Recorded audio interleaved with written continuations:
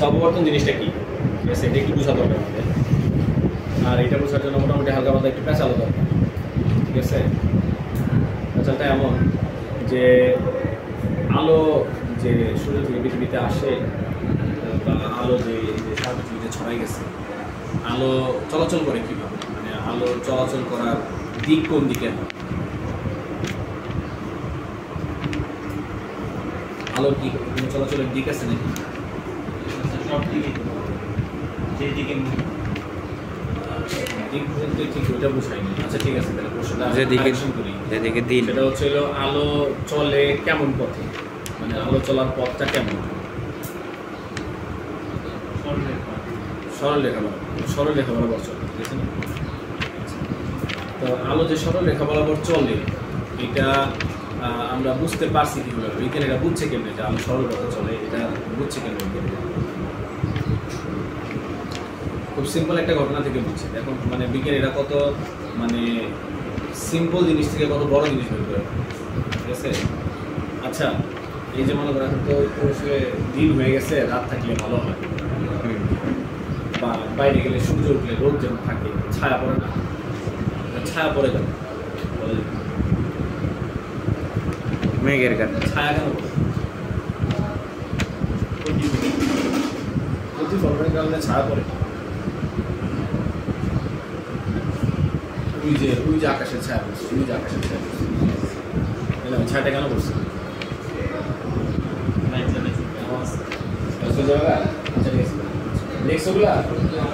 হ্যাঁ, তাহলে ওই যে গাইড থেকে ওই সবগুলো করে এসো, মানুষ সূর্যের সামনে দাঁড়ায়। এই যে ছায়া পড়ছে এটার পিছনে কারণ তো ভালো বুঝা। এই যে এইটা আসতেছে না, লাইটটা আসতেছে না ওইখান থেকে, লাইটটা এসে গিয়েছে ওর উপরে পড়ছে, আমাদের সবার উপরে পড়ছে। তো যদি এরকম হইতো যে আলো মানে সোজা পথে না যায় বাঁকা পথে যেত, তাহলে কি হতো? লাইট যখন এসে পড়ে, আকাশ তো অস্বচ্ছ পদার্থ, ওর মধ্যে দিয়ে তো আরো আলো যেতে পারে না। লাইট যখন গেছে তখন কি হয়েছে? আকাশের এদিক দিয়ে এই যে এইখান থেকে শুরু করে এই দিক পর্যন্ত আলো আসতে পারছে। আবার এই মাথার এইখান থেকে শুরু করে এদিকে আলো যেতে পারছে, ওর চেহারার এদিক থেকে শুরু করে এদিকের আলোগুলো এই সাইডে আসতে পারছে। কিন্তু এইখানে এসে যে আলোগুলো পড়ছে, সেই আলো তার এটাকে ভেদ করে যাইতে পারে না, এটা বাধা পাইছে। তো যদি আলো বক্র পথে চলতো, মনে করো আমরা যে রাস্তাতে চলি, হ্যাঁ, আমরা যখন দেখি যে রাস্তায় কোনো বাধা আছে, কি করি? আমরা ঘুরে যাই, তাহলে আমরা সোজা পথে চলি না, কি বলো? আমরা সবাই সেগুলো সোজা পথে চলে না, আমরা জানি। তো আলো যদি সোজা পথে না চলতো, তাহলে কি হতো? আলো যখন এখানে বাধা পাইতো, বাধা পাই কি করতো? ও আবার ঘুরা করতো এদিক দিয়ে যেত। তো ঘুরা যখন আলো এদিকটা চলে আসতো, তখন তো এই জায়গাটা আলোকিত হয়ে যেত, আলোকিত হইতো না? আলো যেদিকটা যাবে সেটাই তো আলোকিত হয়ে যাবে নাকি? না এটা অন্ধকার থাকবে ওই জায়গা? আলো যেদিকটা যাবে সেদিকে অন্ধকার হয়ে যাবে ওই জায়গা। তো কাজেই তাহলে এই যে আলো মানে আমাদের ছায়া পড়তেছে, এই ছায়াটাই দ্বারা প্রমাণিত হয় যে আলো কি হয়? সরল পথে সিম্পল লজিক। যার ভেতরে যত বেশি লজিক, সে তত বেশি সাইন্টিফিক। আর সব জিনিসেরই লজিক ছাড়া কিছু হয় না।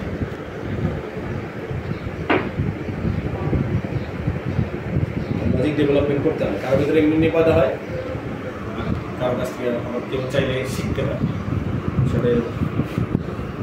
যাই হোক, এখন আবার ঘটনা হইল যে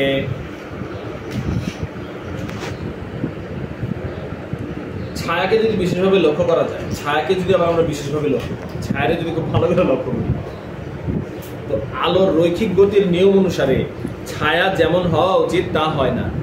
ছায়ার কিনারা বরাবর কিছু অংশ আলোকিত দেখায়। এটি হতে প্রতীয়মান হয় যে আলোক রশ্মি বস্তুর কিনারা দিয়ে সরল পথে গমন না করে সামান্য ঘুরে বাঁকা পথে গমন করে, এটাকেই আলোর অপবর্তন বলে।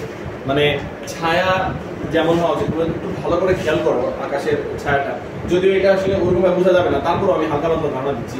তুমি দেখবা ছায়াটা দিয়ে যদি ভালো করে তাকাও, দেখবা যে ছায়াটা এই জায়গাটাতে আবছা আবছা ভাব আছে, মানে মনে হয় যে দুইটা শেড হয়ে গেছে একবারে ছায়ার শেষের দিকে, তোমার কাছে মনে হবে দুইটা শেড হয়েছে, ওইখানে মনে হবে একটু আলো একটু অন্ধকার, কিন্তু তার চেয়ে আরেকটু দূরে চলে আসলে দেখবে আরো বেশি পরিষ্কার। ঠিক আছে, পরিষ্কারটা এখানে একটু বেশি। আলো ছায়া যদি আমাদের পড়ে তাহলে যেটা আলো যদি মানে সরল পথে গমন করতো তাহলে যেটা হচ্ছে যেমন এখানেও দেখতে পাবা, এখানেও দেখতে পারবা জিনিসটা খুব ভালো করে যদি তুমি খেয়াল করো, তুমি দেখবা এই যে একটা আবছা এলাকা আছে, খুব সূক্ষ্ম একটা লাগছে, আবছা একটা এলাকা আছে, এই আবছা আবছা একটা ভাব আছে, কিন্তু এখানে ডার্ক অন্ধকার, এটা ক্লিয়ার লাইট, এটার মাঝখানের যে জায়গাটা আছে এই জায়গাটুকুর মধ্যে একটা আবছা আবছা ভাব আছে। এই আবছা আবছা ভাবটা হওয়ার কথা না, যদি আলো সরল পথে চলতো তাহলে আবছা ভাবটা থাকার কথা না। ঠিক যেখানে একটা লাইট, তো এখানে আলো পড়ছে, এটার মধ্যে আলো পড়ছে, আলো এইভাবে হবে, মানে এই জাস্ট অন্ধকার শেষ, ছায়াটা এতটুকু জায়গা হবে এইভাবে, এটুকু জায়গাটা পুরোটা অন্ধকার, একটু ডার্ক কালো, একদম ডার্ক কালো, তারপরে একদম ক্লিয়ার লাইট, এরকম হওয়ার কথা, মানে এরকম হওয়া উচিত যদি আলো সত্যিকার অর্থে মানে সরল পথে যায়।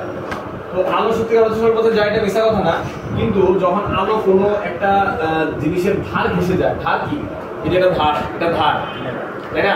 আমরা হাতটা রাখছি আলোর মধ্যে, পিছনে এটার উপরে কি হইতেছে, পিছনে এটা কি করতেছে, আলো ছায়া পড়তেছে, এগুলো হলো ধার, এগুলো হলো ধার।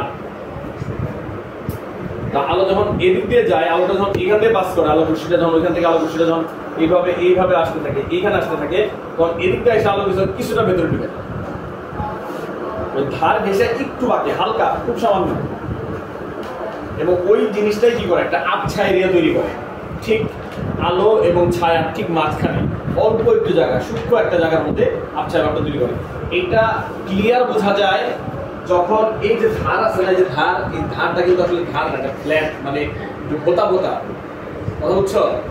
কিন্তু ধারটা যদি একদম ধার হয়, ছুরির ফলার মতো ধার বা হীরার মতো সূক্ষ্ম ধার হয়, তখন এই আবছা আবছা এরিয়াটা আলো ভালো মতো বুঝতে পারে, বুঝতে পারছো? তো বিজ্ঞানীরা যখন মানে ল্যাবরেটরিতে এই পরীক্ষাগুলো করে, তো তখন তো আসলে তারা অনেক সূক্ষ্ম যন্ত্রপাতি নিয়ে করে, হ্যাঁ, তো এই জন্য তখন তারা এটা খুব ভালো মতো দেখতে পারে, কথা বুঝতে পারছো? যাই হোক, এই ধার ঘেসে যখন যায়, ধার ঘেসে যাওয়ার সময় আলোর কি হয়, দিক পরিবর্তন হয়, আর এই ঘটনাটাকে আমরা বলি অববর্তন। ঠিক আছে, বুঝতে পারছো? তো আসলে বিজ্ঞানীরা কত সূক্ষ্ম জিনিসও খেয়াল করে, আসলে এই ছায়ার মধ্যে আবার একটুখানি জায়গা যে একটু আবছা আবছা, এইটা কেন, এইটা নিয়েও বেড়া চিন্তা সাবেক কি দাঁড়া খেতে কোনো কাম আছে, কোনো কামই নেই। যাই হোক, তাহলে সংজ্ঞাটাকে অববর্তনের যে কোনো প্রতিবন্ধকের ধার ঘেঁষে বা সৌরছিদ্রের মধ্য দিয়ে যাওয়ার সময় আলো কিছুটা বেঁকে যায়, আলোর এই ধর্মকে আলোর কি বলে, অপবর্তন বলে।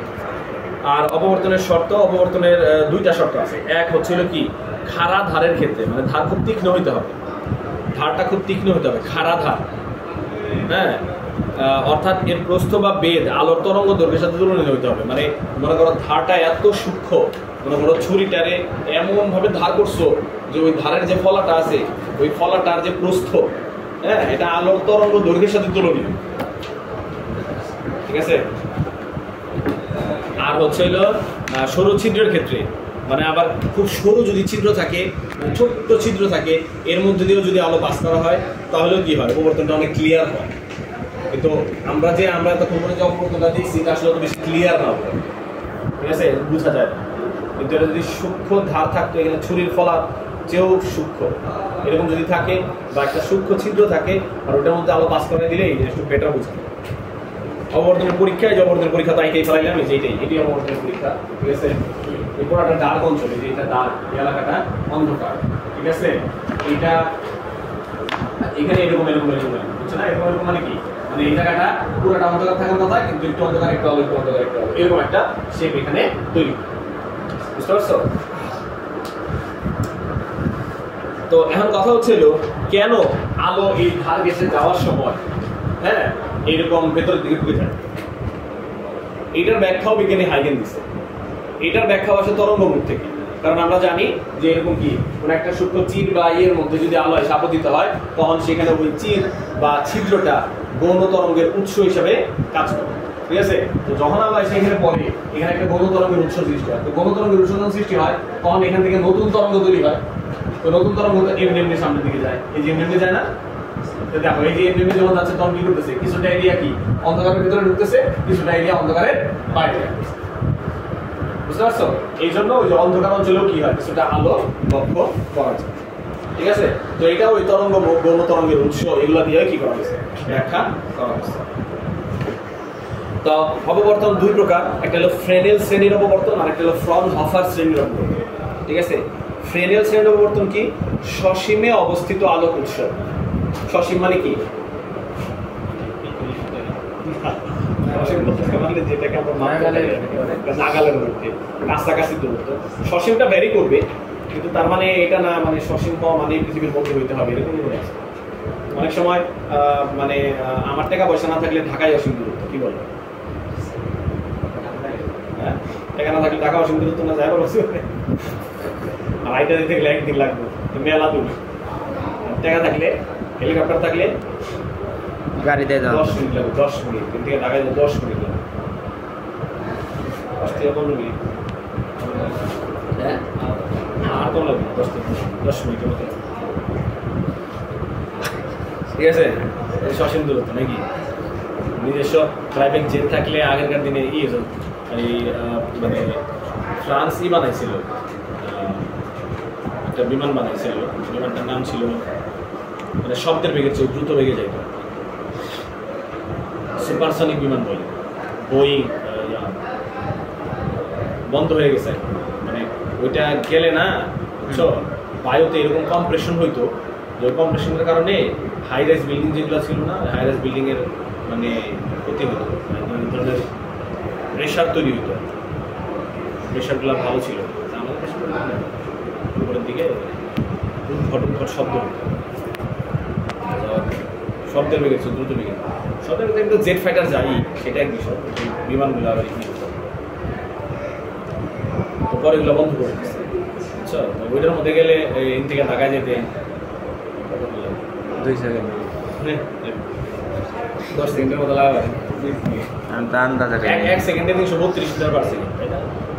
না, আর বেশি লাগে, 1 সেকেন্ডে 332 মিটার পার সেকেন্ড না, 332 মিটার পার সেকেন্ড মানে হলো তাহলে 3 সেকেন্ড লাগে 1 কিলোমিটার যেতে, তাই না? 10 সেকেন্ডে 1 কিলোমিটার যেতে 1 কিলোমিটার যেতে না, 1 কিলোমিটার যেতে 3 সেকেন্ড, তাহলে তো 30 সেকেন্ডের উপরে লাগে না, হ্যাঁ, তাহলে কত সেকেন্ড লাগে? না 1 মিনিট 25 কিলো, এখান থেকে 30 কিলো, গুলিস্তান হলো 40 কিলো এখান থেকে, তাহলে এখান থেকে 40 কিলো গুলিস্তান যেতে কয় সেকেন্ড লাগে? 40 হ্যাঁ, 3 সেকেন্ডে 1 কিলো, তাহলে 3 40 120, 1 মিনিট 20 সেকেন্ড লাগে, তাহলে হেলিকপ্টারে যাবেন 1 মিনিট 2 20 সেকেন্ড, মিনিট 2 মিনিট না 1 মিনিট 20 সেকেন্ড, 120 সেকেন্ড। আচ্ছা 1 মিনিট 120 সেকেন্ড হলো 2 মিনিট না, 120 সেকেন্ড লাগে না? 120 সেকেন্ড, হ্যাঁ সরি হ্যাঁ ঠিক আছে, আচ্ছা ঠিক আছে, হ্যাঁ 2 মিনিট, 2 মিনিটে এতে গুলিস্তান, বাহ, সসীম দূরত্ব। হ্যাঁ, ওই জায়গায় ল্যান্ড করবো কেন? হ্যাঁ, এটা ল্যান্ড করা জরুরি না, ফালাই দিব উপরে থেকে, অটো ল্যান্ডিং হবে, প্যারাশুট দেয়। আচ্ছা ওইটা মেজর ইস্যু না, যাইতে কত সময় লাগলো সেটা হলো বাংলাদেশের বিজ্ঞানীগুলো চিন্তা করে। তো দেখো তাহলে সসীম মানে হলো কাছাকাছি, সহজ কথা কাছাকাছি, তবে এই কাছাকাছিটা ভ্যারি করে, তবে আলোর কথা এনে তো আলো টেকা দিয়ে না হিসাব, এখানে যেটা হবে যে একটা আলো বস্তু থাকবে, তাই না?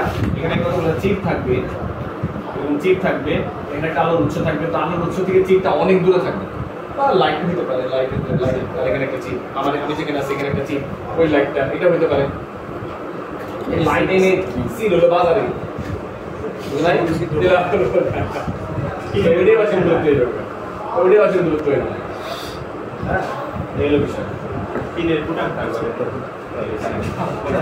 আর এটা যদি পর্দা হয় তখন আলো কি হয়, এখানে আসে, ঠিক আছে, এখানে একটা আপতিত হয়, তো এখান থেকে তো নতুন বড় তরঙ্গের উৎস তৈরি হয়, তো সেখান থেকে দেখা যায় যে এটা এখানে যা মিললে তাহলে এখানে কি হলো সমদশা মিলিত হইল বা বিপরীত দশা মিলিত হইল, এরকম কি হয় বিভিন্ন দশা পার্থক্যে মিলিত হয়। মিলিত হয়ে ঠিক ব্যতিচারের মতো ঝালর তৈরি করে অববর্তন।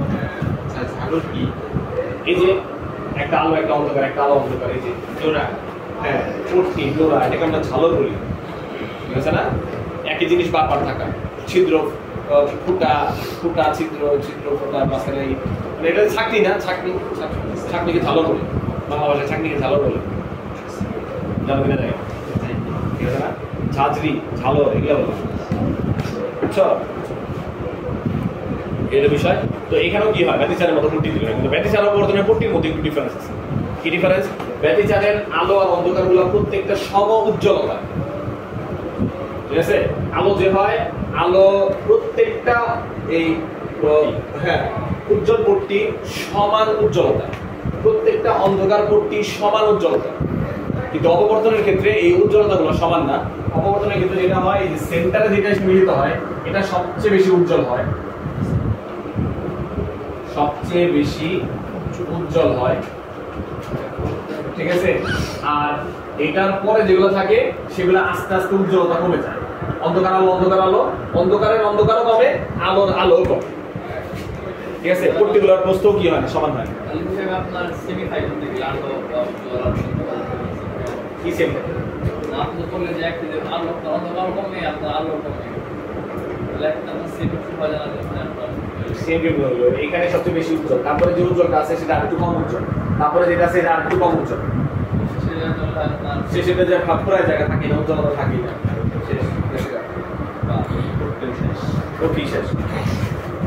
ঠিক আছে? এখানে আরেকটা হলো ফ্রন্ট ওভার সাইড অববর্তন। 16 মিনিট। ফ্রন্ট ওভার সাইড অববর্তন, ফ্রন্ট ওভার সাইড অববর্তন হচ্ছে অসীম থেকে যখন আলো আসে, অসীম থেকে যখন আলো আসে, হ্যাঁ হ্যাঁ সূর্য হতে পারে বা অনেক দূরে হতে পারে, বুঝছো?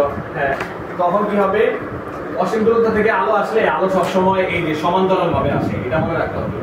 অসীম দূরত্ব থেকে আলো যখন এখানে দুইটা সিটের মধ্যে পড়ছে তখন বাঁকা হয়ে গেছে, কিন্তু অসীম থেকে যখন এসে এই দুইটা সিটের মধ্যে পড়বে তখন ওই এই মনে করো অসীম, ঠিক আছে? এইখানে একটা বিশালই আছে, তো এখান থেকে যখন আলো আসবে এখানে আসবে, এখান থেকে যখন আলো আসবে দেখো সমান্তরাল হয়ে গেছে, এমনি সমান্তরাল হয়ে গেছে,